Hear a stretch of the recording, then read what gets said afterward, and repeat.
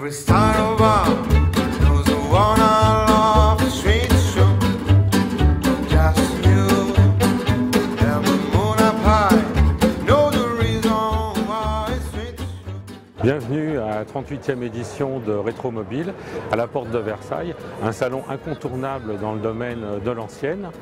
Donc là, nous nous retrouvons sur le stand de Peugeot, devant une 401 Eclipse, et qui a été le premier coupé transformable en cabriolet avec un toit rigide. Une technologie que l'on retrouve sur les modèles actuels de la marque et d'autres marques, mais qui date effectivement de 1935, comme quoi la marque était déjà novatrice. Mais cette année, Peugeot nous propose également une rétrospective parce que c'est les 30 ans de la 205. La 205, c'est un sacré numéro qui allait finalement sauver la marque en 1983 après les rachats de Citroën et de Talbot.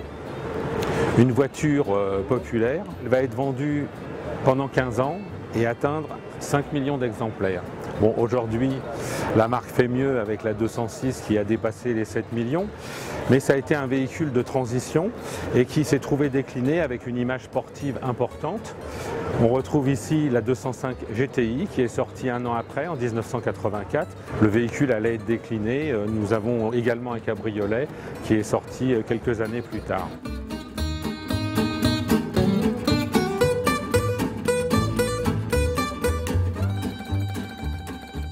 Je ne suis pas l'inspecteur Colombo, vous le savez bien, ou vous le voyez bien, mais il y a son imperméable. Pourquoi son imperméable? Parce que c'était sa voiture donc dans la série américaine, la 403 de Peugeot, une voiture très rare aux États-Unis et qui a fait l'originalité et le succès aussi de cette voiture dans le domaine de la collection.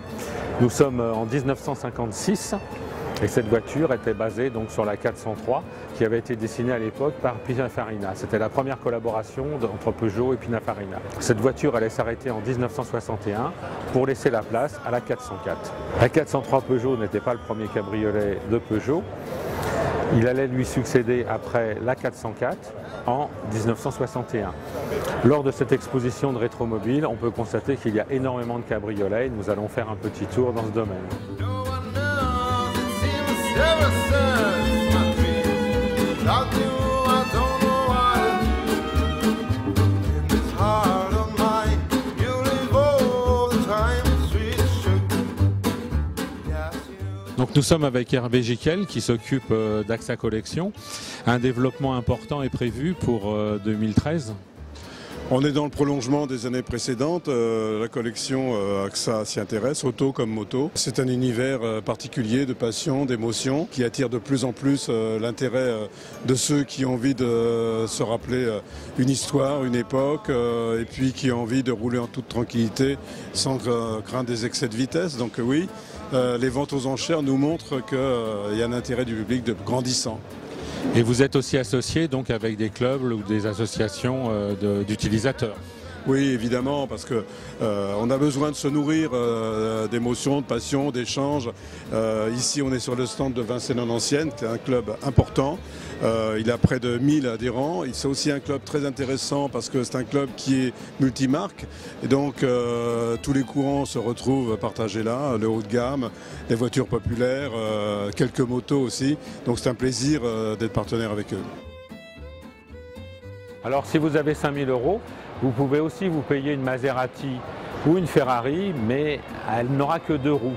Donc ce sont des véhicules qui sont sortis en 1955, des 125, 175, 150 cm3, ce qu'était la cylindrée à l'époque standard en Italie, et animés par des moteurs de temps. Une façon de rouler originale avec des marques de prestige sans débourser trop.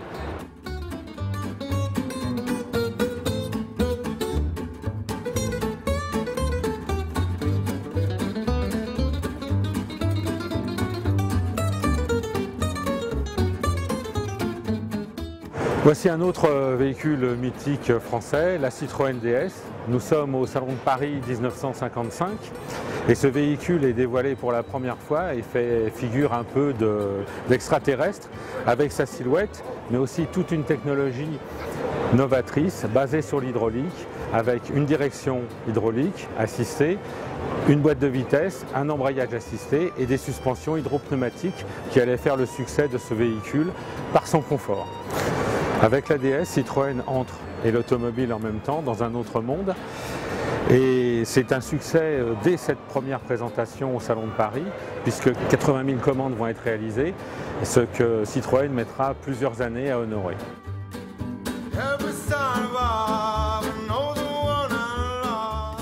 Peut-être comme moi, vous ne connaissiez pas cet engin, un Messerschmitt, donc ce n'est pas un avion, mais un 3 roues.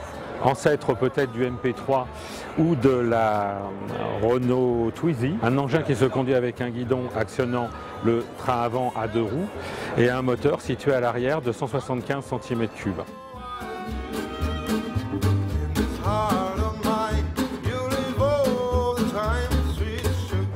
Autre rétrospective sur cette édition de Rétromobile, Porsche et sa 911 qui fête ses 50 ans.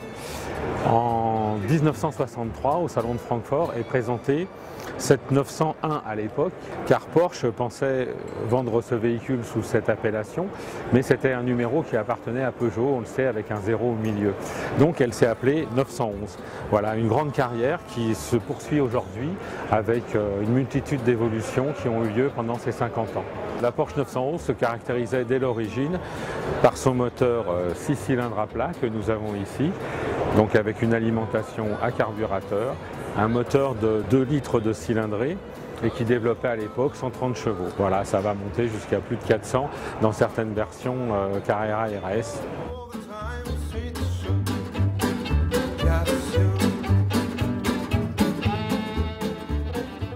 Rétromobile, c'est également des ventes aux enchères organisées par la maison Arcuria. L'année dernière, il s'est vendu pour plus de 17 millions d'euros de véhicules anciens. Cette année, une centaine de véhicules sont proposés, des voitures comme cette Fiat V8 Vignale, mais aussi des motos.